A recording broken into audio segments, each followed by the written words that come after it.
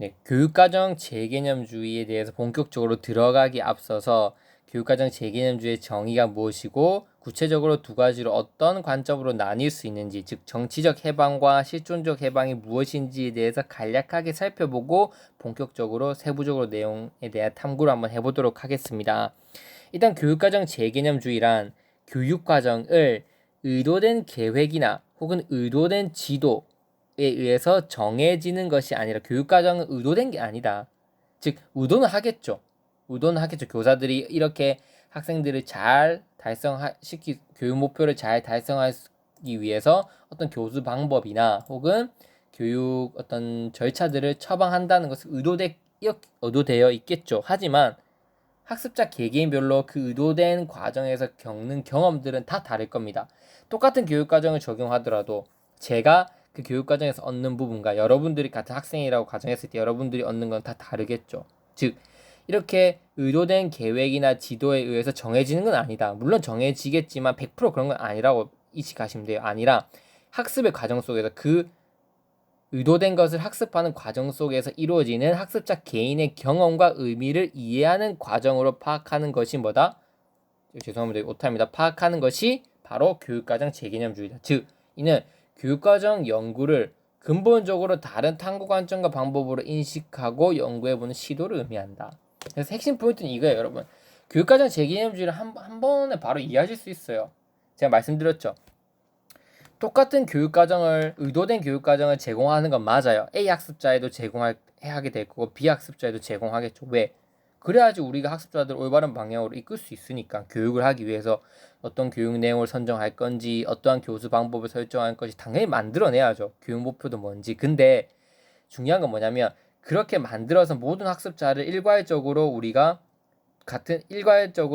동일한 목표 방향으로 다 이끌어낼 수 있다는 건 아니다고 보는 게 재개념주의 핵심이에요. 똑같은 A를 썼어도 제가 느끼는 거, 여러분이 느끼는 거, 그 과정 안에서 학습 활동을 하면서 느끼게 된 거는 개인적 경험은 다 다를 거예요. 그 경험 속에 그 어떤 교육 과정을 학습자들이 이수하면서 느끼는 어떤 개인적인 경험과 사고 방식들, 그런 것들이 바로 실제적이고 보다 진정한 교육 과정으로 보는 거예요.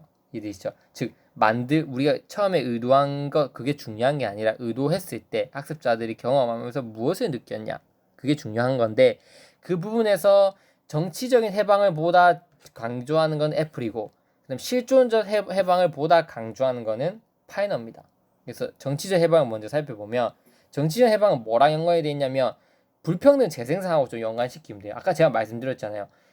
전통주의 교육 과정은 배워야 될 내용에 대해서 어떤 받아들일 때 그게 왜 배워야 되지? 이게 왜 가치가 있는 것에 대한 언급을 전혀 하지 않습니다. 왜? 그걸 하게 되면 효율성이 떨어지니까. 그냥 단순히 그건 받아들이고 어떻게 하면 잘 그것을 배울까? 그거에만 초점을 두는 거죠. 근데 그렇게 하게 되면 무슨 문제가 제가 발생한다 그랬죠, 앞에서. 그렇죠, 여러분. 그렇게 하게 되면 그 지배계층이 만들어 오는 어떤 이데올로기나 사고관을 그냥 교육과정은 재생산해내는 어떤 도구로 활용될 뿐이다. 따라서 우리는 거기서 해방돼야 된다고 보는 게 정치적 해방이에요. 이해되시죠? 읽어보면, 교육과정 결정은 학교가 속해 있는 사회로부터 영향을 받을 수밖에 없다. 교육과정을 만들어내는 거는 사회의 권력 집단이니까. 즉 정치적인 이해관계에 놓여 있다는 것입니다. 따져보면 교육이 사회의 경제적, 정치적 구조와 관련을 맺으면서 교육과정의 결정이 이들의 영향을 받아 지배 집단의 이익에 도움을 주고 있다는 것이다. 어쩔 수 없어요. 이 교육과정을 만들어내는 이해 집단의 어떤 그런 자기네들 이익이 반영되는 건 당연할 수밖에 없는 거예요. 받아들여야 돼요, 이거는.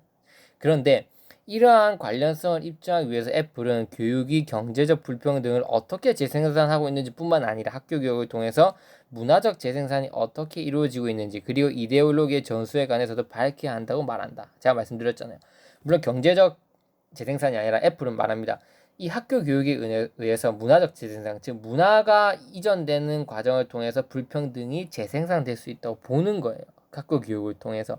따라서 우리가 학습 내용을 배울 때는 이러한 그 특정한 이해 집단이 가지고 있는 그런 사고관에서 벗어날 수 있어야 된다. 이거를 정치적 해방으로 보는 거예요. 그래서 배워야 되는 내용 우리가 한 번쯤 생각해 보는 거죠. 왜 우리가 이걸 배워야 되냐? 이걸 만든 사람들은 어떤 사고방식에서 이걸 만들었을까? 이런 것들을 학습자들이 생각해 볼 시간을 갖게 한다면 충분히 이런 정치적인 어떤 억압이나 보이지 않는 폭력에서 우리가 해방될 수 있다고 보는 거죠. 그게 애플입니다. 그러면 파이너는 뭐가 좀 다르냐? 파이너는 실존적 해방을 보는 거예요. 여기 보면 코스를 달린다는 쿠렐의 의미를 코스를 따라 달리는 개인적 경험을 뜻하는 뜻하는 것으로 재개념화하고자 하였다. 무슨 말이냐면 옛날의 교육과정은 이 하나의 커리큘럼, 학습자를 말에 비유한다면 교육과정은 말이 도는 이 코스를 의미합니다. 코스. 이게 교육과정이겠죠. 이해되죠? 그래서 이 말이 일정한 방향으로 잘 움직일 수 있게끔 도와주는 이 코스 자체가 교육과정으로 봤는데 아니다. 교육과정은 뭐냐면 그 코스를 돌고 있는 바로 말 자체가 교육과정이다. 왜냐면 이 코스를 경험하면서 말은 다양한 경험을 하게 됐고 그 경험 속에서 느낀 게 다 다를 거니까 실제적으로는 이 코스에 따라 움직이는 말 자체가 교육과정이다. 쿠렐의 의미를 재개념화한 겁니다. 정통적 관점에서는 교육과정 개념은 교육과정 문제를 보다 효율적으로 해결할 수 있는 방안을 마련하는 데 관심을 두는 접근법이었지만 새로운 관점에서의 교육과정은 학습자가 주관적으로 경험하는 내용을 강조하는 거다. 어떤 경험을 했냐? 그래서 내가 이 경험을 하면서 혹시나 제가 실존적 해방을 보여드릴게요. 혹시나 내가 당연시 여겼던 가정은 없는지 이해되십니까, 여러분?